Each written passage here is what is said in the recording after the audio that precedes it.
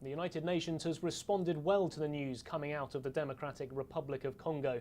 We have to remember that the UN has been involved in the DRC for more than a decade. So, as you'd expect, they have welcomed the news that the M23 has decided to end hostilities.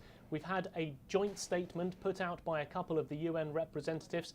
We've heard from the Special Envoy to the Great Lakes region, Mary Robinson, along with the head of the UN peacekeeping mission in the DRC, Martin Kobler. Their joint statement coming out of the Congolese capital, Kinshasa, in which they praised the Congolese government for its efforts in bringing about the end of the fighting. However, they said that more work needed to be done and that the government and the M23 must make sure that they conclude the political process by signing a principled agreement, meaning that the demobilisation and the disarmament of the M23 had to happen in a timely manner.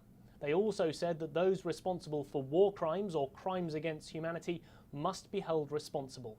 No word yet from the United Nations about what they intend to do about their presence in the country. They have the largest peacekeeping force anywhere in the world inside the DRC. They've been there for over a decade. And they also have the 3,000 troops made up from troops from Malawi, Tanzania and South Africa who've been part of the Intervention Brigade, fighting alongside the Congolese army against the M23 rebels. And of course the UN has on a number of occasions noted the humanitarian crisis in the country, especially in the eastern part where that fighting has really intensified over the last couple of months. They reckon that around 2.5 million people have had to flee their homes because of the fighting around and throughout the whole of the country, and they think that in total about 6.5 million people are in desperate need of aid and help.